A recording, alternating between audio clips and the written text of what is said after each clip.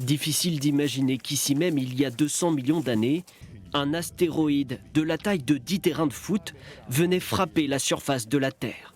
Pour en voir les dernières traces, il faut creuser un peu. Comme dans cette ancienne carrière, la roche y a fondu lors de l'impact. Vous tuez toute vie dans un rayon d'au moins 500 km. Donc c'est-à-dire que jusqu'à Orléans, presque Paris, vous tuez tout.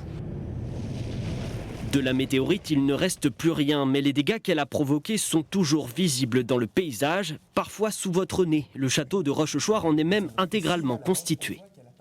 La météorite tombe, vaporise tout, elle éclate, on fait des cailloux qui partent dans l'atmosphère, ça retombe et tout ça va se cimenter dans un morceau, donc des blocs avec des parties plus fines, une espèce de pâte qui va au cours du temps durcir et former ces roches magnifiques. Il a fallu attendre les années 60 et la NASA pour que des spécialistes commencent à étudier le phénomène. Mais l'intérêt de la communauté scientifique est récent et il est croissant. Grâce à de nouveaux outils, cette équipe de géologues belges peut découper sur place ces échantillons avant de les étudier en laboratoire.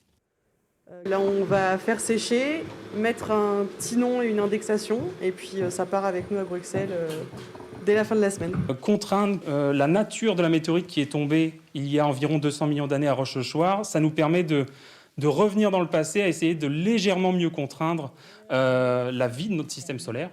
Preuve que le seul cratère de météorite connu en France métropolitaine commence tout juste à révéler ses mystères sur l'origine de la vie.